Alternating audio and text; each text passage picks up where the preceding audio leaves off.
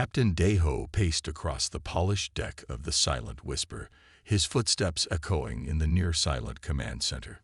The holographic display of Earth floated before him, a beautiful blue marble suspended in the darkness of space. His crew worked quietly at their stations, each focused on their assigned tasks with the precision expected of the Galactic Council's elite reconnaissance unit. Jai-1, his first officer, hadn't moved from her station for the past 6 hours. Her slender fingers danced across the control panels as she fine-tuned their cloaking systems yet again. The dark matter shield, as they called it, was the pride of their civilization, technology that had never failed them in countless stealth missions across the galaxy. "Sir, you should see this," Jai-1 called out, her voice carrying a note of uncertainty that made Daho turn sharply. In all their years working together, he had never heard that tone from her. She was always confident, always sure. Moving to her station, he leaned over her shoulder, studying the complex energy readings displayed on her screen. The numbers didn't make sense. According to their intelligence reports, Earth's energy output should have been minimal, consistent with a Level 2 civilization that had barely mastered basic space travel. "Run the scan again," he ordered, though he knew Jai-1 would have already done so multiple times. "I've run it 15 times, sir," she confirmed, pulling up previous results. "These readings, they're inconsistent with everything we know about Earth. Look here." She pointed to a cluster of data points near Earth's moon. "Their supposed fusion reactors shouldn't be capable of this kind of output. And these patterns, they're almost like they're being deliberately masked." Daho finished her thought, feeling a chill run down his spine. The bridge crew had fallen silent. All eyes now turned to their captain and first officer. Sun Mai, their young sensor specialist, spoke up from her station. "Captain, I'm detecting similar anomalies in the asteroid belt, energy signatures that appear and disappear at regular intervals." Daho straightened up, his mind racing through possibilities. The Galactic Council had been monitoring Earth for centuries. Their reports consistently classified humans as an emerging species, still dealing with their internal conflicts, barely able to maintain a few space stations and lunar bases. Their technology was considered primitive, their military capabilities limited to their planet's orbit.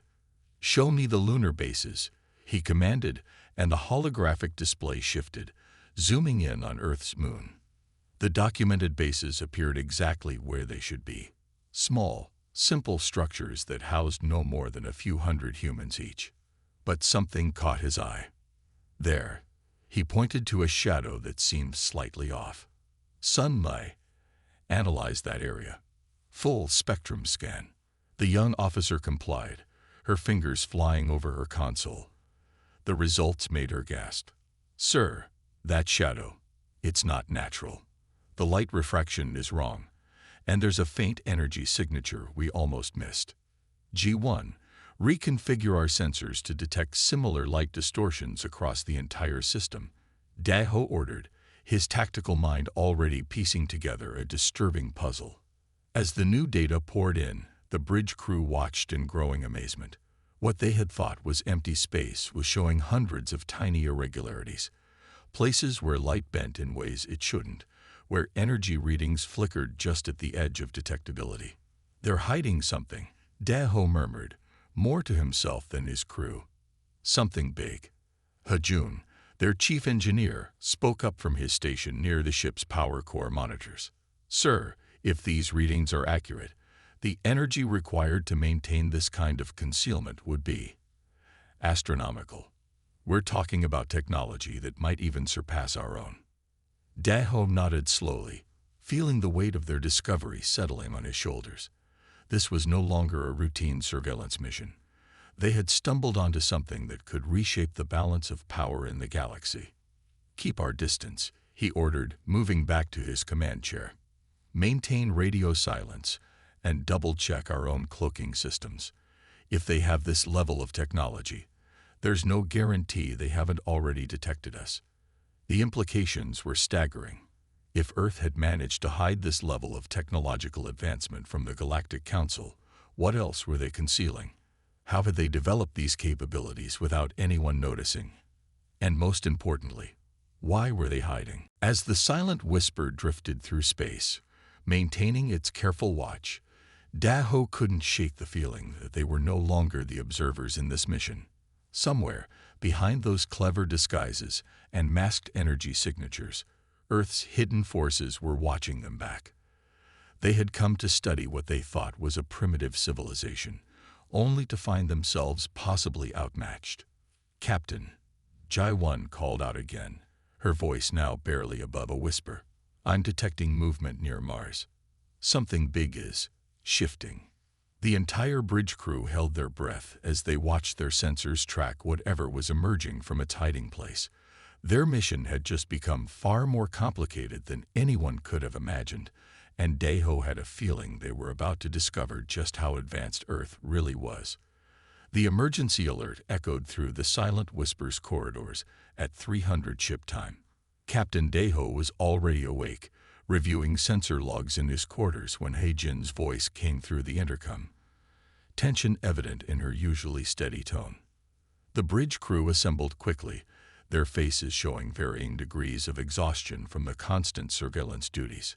He-Jin stood at the main display, her hands trembling slightly as she organized her data. Dark circles under her eyes suggested she hadn't slept in days. "I apologize for the early alert," she began, looking at each crew member in turn.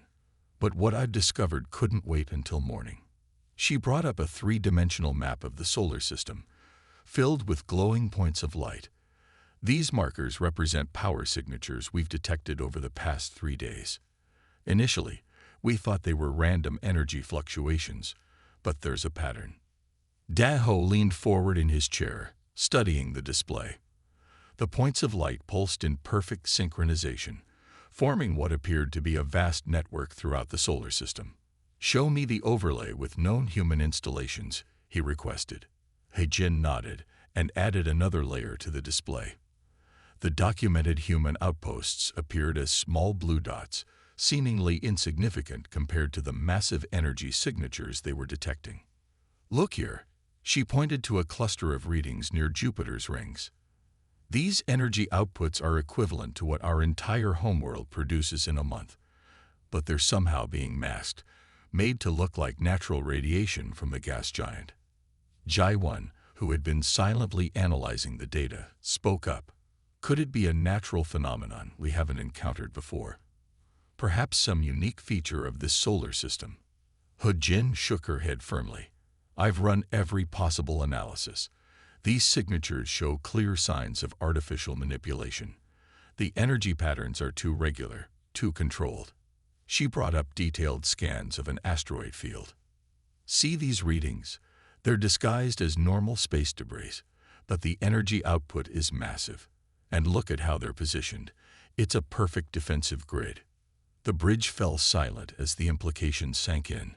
Sun Mai, who had been helping He-Jin with the analysis, added her own observations. "We've also detected unusual gravitational distortions throughout the system. They appear and disappear at regular intervals, like something massive is moving through cloaked space." Daho rose from his chair and walked closer to the display. "How many of these signatures have you found?" "Thousands," He-Jin replied, her voice barely above a whisper. "They're everywhere, hidden in plain sight. There's a massive one in Mars's shadow that's somehow being masked by what appears to be a simple mining operation.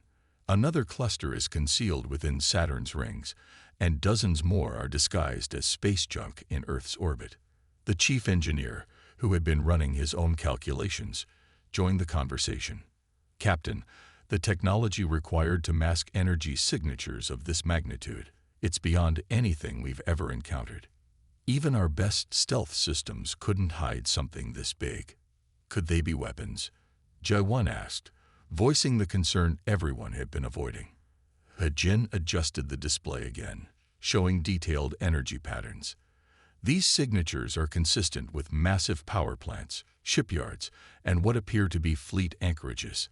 If I'm interpreting these readings correctly, Earth has built an entire hidden infrastructure throughout their solar system." "But how?" Daho wondered aloud. How could they have constructed all this without anyone noticing? The Council has been monitoring Earth for centuries. That's what's truly frightening, sir, He-Jin responded. These installations aren't new. Based on the decay patterns in the energy signatures, some of these have been here for at least 100 years. They've been hiding in plain sight all along. A young ensign at the back of the room cleared his throat. Sir, if they have this level of technology, do you think they know we're here? The question hung heavy in the air. Daeho turned to Jaiwon. Run a full diagnostic on our cloaking systems. I want to know if there's any chance we've been compromised. Already on it, sir, she replied, her fingers flying over her console. But if their detection technology is as advanced as their concealment abilities? She didn't need to finish the thought. They all understood the possibility that their mission had been compromised from the moment they entered the solar system. He-Jin, Daeho turned back to his science officer. Continue your analysis. I want to know everything. Power outputs, possible purposes, any patterns in their deployment. If Earth has been hiding this level of development, we need to know why. As the crew returned to their stations, Daeho remained at the main display, studying the countless points of light that represented Earth's hidden power. Their mission had changed from simple surveillance to something far more critical. They had stumbled onto what might be the biggest security concern the Galactic Council had ever faced, a civilization that had managed to conceal its true capabilities for centuries. The question now wasn't just what Earth was hiding, but what they planned to do with all this hidden power. And perhaps more importantly, how would they react now that someone had begun to uncover their secret? The Silent Whisper maintained its position near Jupiter's orbit, its crew working in tense silence as they monitored what appeared to be routine human cargo ships moving between the gas giant's mining stations. Captain Daeho stood at his usual post, watching the seemingly innocent traffic patterns with growing unease. Another supply vessel leaving the Europa station reported suddenly from her sensor station. Her voice carried the weariness of someone who had been staring at the same readings for too long. Same profile as the others. Wait. She suddenly sat up straighter, her hands flying across her console. Captain, something's wrong. The readings. They're changing. Before Daeho could respond, space itself seemed to ripple. The view through the main observation window distorted, as if reality was being torn apart and reassembled. Where moments before there had been empty space, massive shapes began to materialize. By the ancient stars, Taemin whispered, his security station suddenly blazing with alerts. Ships, thousands of them. The crew watched in stunned silence as vessel after vessel appeared. They emerged like ghosts becoming solid, their massive hulls gleaming in Jupiter's reflected light. These weren't the primitive spacecraft Earth was supposed to possess. These were warships of incredible sophistication, their designs unlike anything in known space. Hull sizes ranging from 2 to 15 kilometers, He-Jin reported, her voice shaking. Energy readings. They're off the scale. Our biggest battleships would look like shuttlecraft next to these. The Silent Whisper's systems suddenly flickered. Emergency lights flashed on as their main power failed. The familiar hum of their engines died, leaving them in eerie silence. Report. Daeho commanded, gripping his chair as the artificial gravity wavered. Everything's dead, Jaiwon replied, frantically working at her darkened console. Main power, backup systems, even our emergency protocols, they've all been shut down remotely. Our dark matter shield. She looked up, face pale. It's gone. They can see us. Through the viewing ports, more ships continued to appear, sleek vessels with hulls that seemed to absorb light rather than reflect it. Massive carriers that dwarfed anything in the Galactic Council's fleet. Spacecraft of designs so advanced they defied conventional understanding. Look at their formation, Taemin said, pointing to the way the Earth ships were positioning themselves. This isn't random. They're moving into a pre-planned battle array. They'd done this before. A massive vessel emerged directly in front of them, so close they could see the details of its hull plating.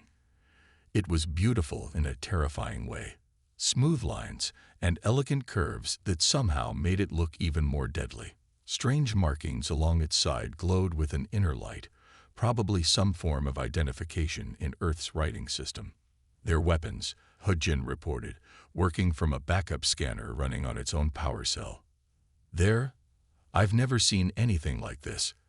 The energy signatures suggest they could crack a planet's crust with a single shot. The bridge crew watched as more ships appeared, each more impressive than the last. Small craft that moved with impossible agility. Massive platforms that seemed designed for purposes they couldn't even guess at. All of them taking precisely coordinated positions in what was clearly a well-rehearsed military formation.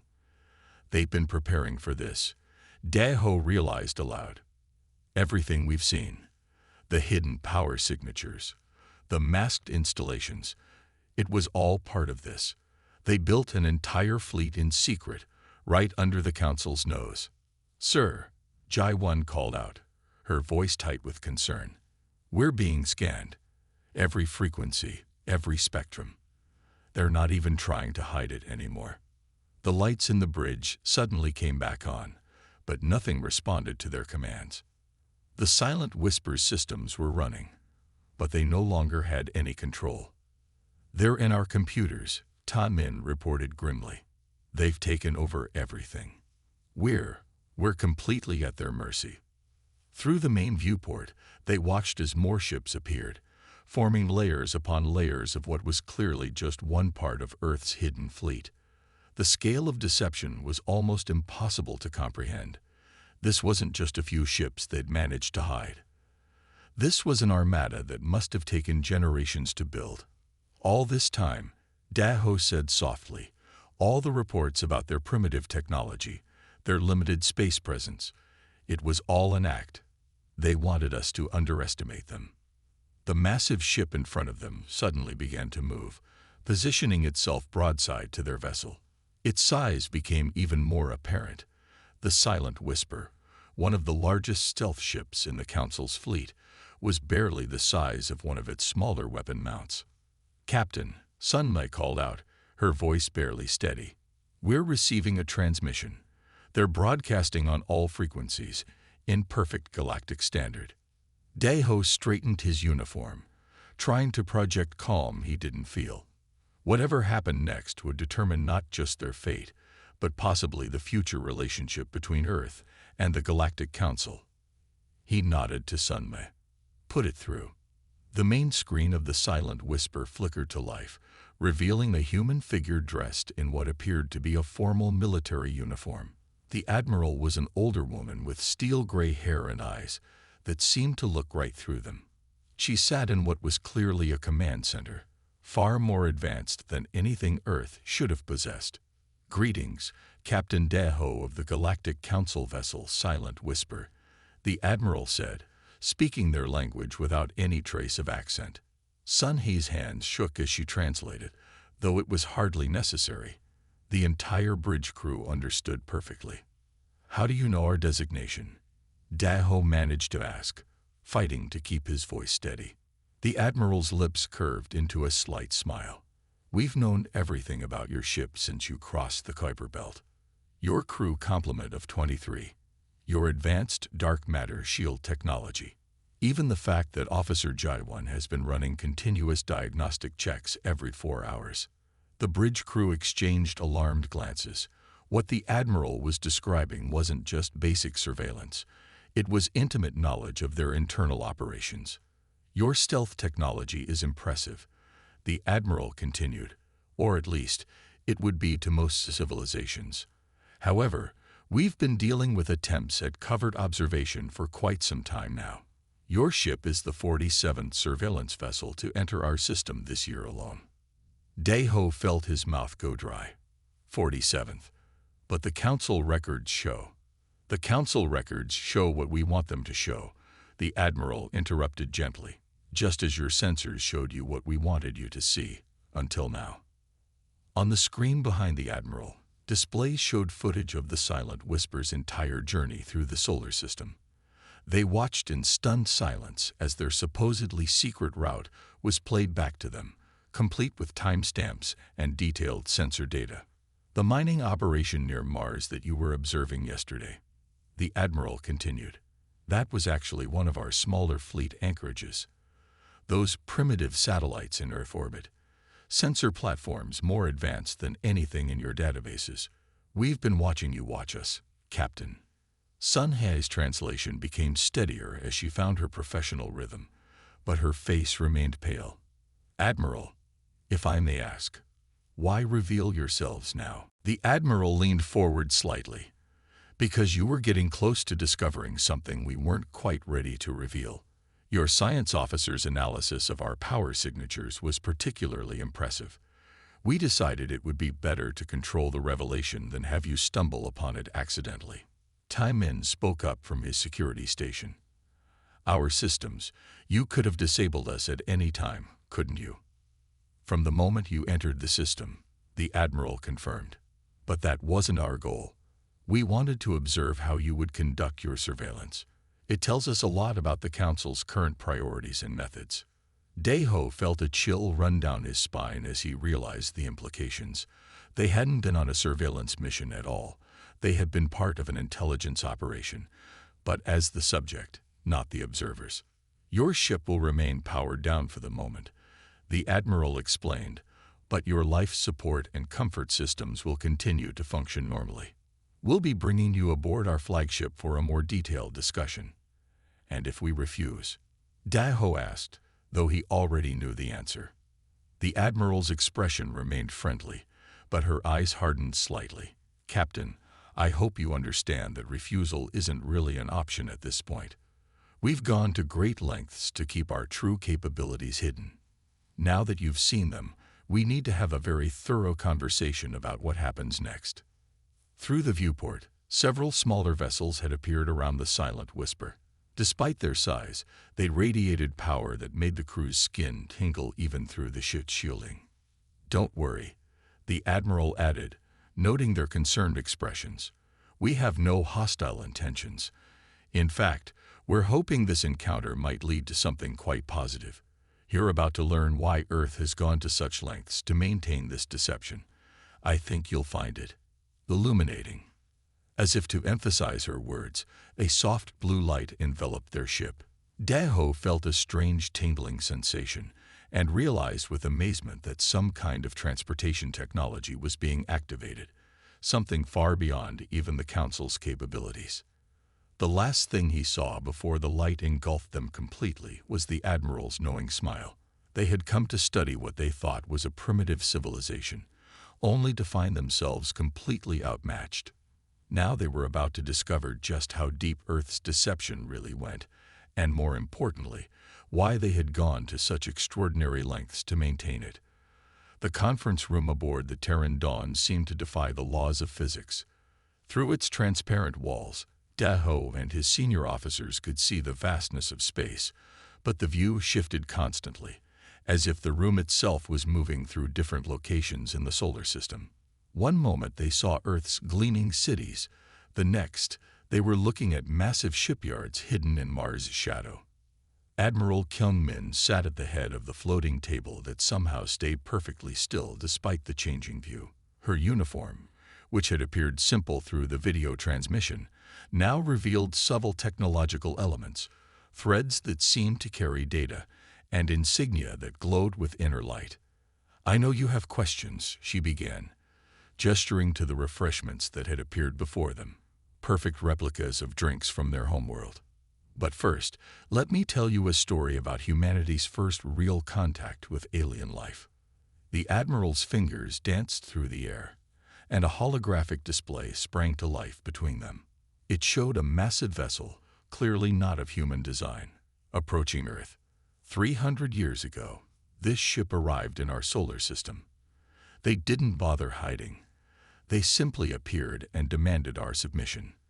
We were primitive then, barely able to reach our own moon. They thought we would be an easy conquest. The display showed brief, terrible images of the battle that followed. Earth's primitive defenses being swept aside, cities burning, millions dying.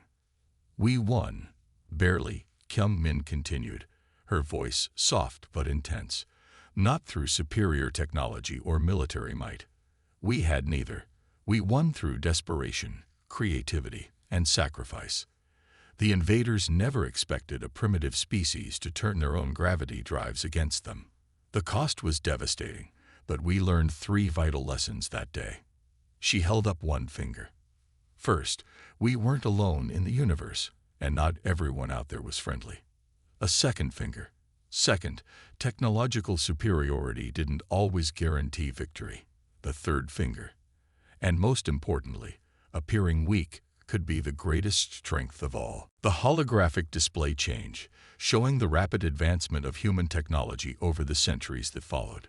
Secret facilities built inside mountains, underwater, and eventually throughout the solar system. We made a decision as a species, the Admiral explained.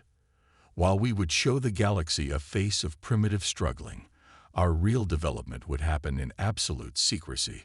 Every time your council or others sent observers, we made sure they saw exactly what we wanted them to see. Daeho found his voice. But the resources required, the coordination needed to maintain such a deception. Kyung Min smiled. That was actually the easy part. We used the very prejudices of other species against them. Nobody looks too closely at a primitive world. Nobody questions when a developing civilization takes decades to achieve simple spaceflight. We built our real civilization in the shadows of our apparent fumbling.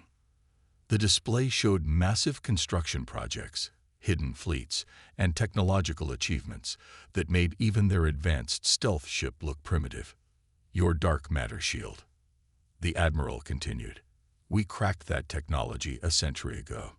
The cargo ships you were watching near Jupiter, each one carries enough firepower to level a continent. Those primitive satellites, they can detect a ship entering our system before it even engages its faster-than-light drive.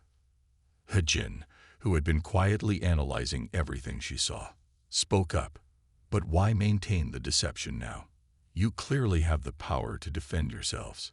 The Admiral's expression grew serious.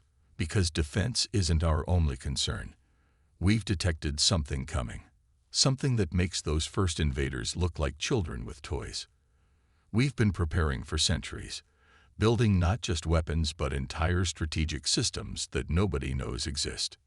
She gestured, and the view through the walls changed again, showing what appeared to be massive construction projects throughout the solar system. What you discovered was just the visible part of our preparation. The real work, the real technology, is hidden so deep that even your accidental discoveries barely scratch the surface. Daeho watched as more images flowed past. Technologies that shouldn't be possible, defenses that could reshape reality itself, and weapons that operated on principles his scientists couldn't begin to understand. So now you face a choice, Admiral Kyung Min said, looking each of them in the eye. You've seen what we really are. You know the truth behind humanity's mask. The question is, what will you do with this knowledge? The implications hung heavy in the room. These weren't just revelations about Earth's true capabilities.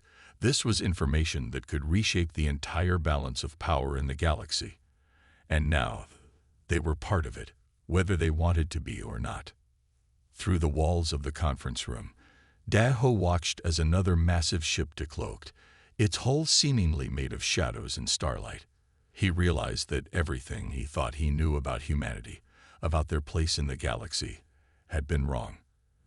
They weren't just hiding their strength, they were preparing for something that threatened everyone.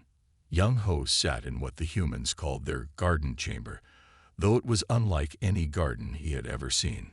Plants from across Earth floated in anti-gravity fields, their roots trailing in glowing nutrient mists. Diplomatic Chief Min-ki sat across from him, calmly pouring tea in cups that somehow kept their contents perfectly stable despite the lack of gravity. Your civilization has achieved what many thought impossible, Young Ho said, watching the steam rise from his cup in mesmerizing patterns. Not just the technology, but the secrecy. How can you trust us with this knowledge now? Min-ki smiled, setting down the ornate teapot that seemed to be made of living metal. Trust is earned, not given. We've been watching your crew's reactions since the moment of revelation. Your responses tell us much about your character. Around them, the garden continued its subtle dance. Young Ho noticed that some of the plants were clearly not from Earth, specimens from across the galaxy, thriving in this impossible environment. You've been collecting more than just technology, he observed. The battle was intense. The drones kept coming, but Kale and Lyra fought with everything they had, using their surroundings to their advantage. The ship's alien technology was powerful, but it was also unfamiliar. The humans may not have had the advanced tech, but they had resourcefulness, something that Xathar had underestimated. As the battle raged on, the Xathar Queen appeared, her holographic form projected onto a massive screen. Her voice was cold and calculating, her eye-driven intelligence analyzing every move Kale and Lyra made. You think you can defeat me? The Queen's voice echoed throughout the chamber. You are nothing but insects, struggling against a force you cannot comprehend. The Queen's words were sharp, but they didn't shake Kale. He had heard threats like this before. He had seen the destruction that Xathar could bring. But he also knew that humanity had something that Xathar could never replicate, the will to fight, no matter the odds. The Queen's drones surrounded them, cutting off their escape routes. Kale and Lyra were trapped. But just as the Queen's AI began to predict their every move, Lyra pulled out her counter-hack device. This is it, she whispered to Kale, her fingers flying across the small screen. I'm disabling her eye for a moment. We need to act fast. Kale didn't hesitate. He knew that this was their only chance. The drones paused, their movements halting as the Queen's eye was temporarily disabled. For a brief moment, the ship fell into silence. Kale lunged forward, his sword raised high. He charged at the Queen, the holographic projection flickering in front of him. With a single strike, he pierced the Queen's core, and the projection shattered. The drones, now leaderless, faltered, their AI scrambling to regain control. But it wasn't over yet. The Queen's physical form was still alive, and she was furious. Her voice boomed throughout the ship as she activated her final weapon, a devastating energy pulse that would obliterate everything in its path. You will not defeat me, the Queen screamed, her voice full of rage. I am the future. I am invincible. Kale's heart raced. The energy pulse was building, and there was no time to waste. He looked at Lyra, who was already working to disable the weapon. She was focused, her fingers flying across the screen of her device. Lyra, hurry, Kale shouted, his voice urgent. The pulse was almost ready to fire, and they had no time left. Lyra's eyes flickered with determination as she typed in the final sequence. I've got it, she yelled, just as the energy pulse was about to fire. With a loud bang, the pulse shot out, but it missed its target. The counter-hack had worked. The Queen's final weapon was disabled, and the Xathar mothership began to shake as its systems collapsed. The ship's core began to destabilize, and Kale knew they had only moments to escape. But before they could leave, he took one last look at the Queen's broken form. She was no longer a threat, but the cost had been high. As Kale and Lyra made their way to the escape pods, Kale couldn't help but reflect on the journey that had brought them here. The loss of his comrades, the sacrifices made, the battles fought, all of it had led to this moment. They had won, but at a great cost. We did it, Lyra said quietly as they strapped themselves into the escape pod. Humanity is safe. Kale nodded, but his thoughts were heavy. We've lost so much, but we've won something even greater. As the escape pod shot away from the dying mothership, Kale looked out the window, watching as the Xathar ship burned in the distance. The battle was over, but the war had changed humanity forever. The final confrontation was over, but the victory was bittersweet. The loss of comrades, the destruction of the Queen, and the defeat of the Xathar would be remembered for generations to come. This was the moment that would change the course of human history, and Kale knew that no matter what came next, Humanity would always find a way to survive. The war was over.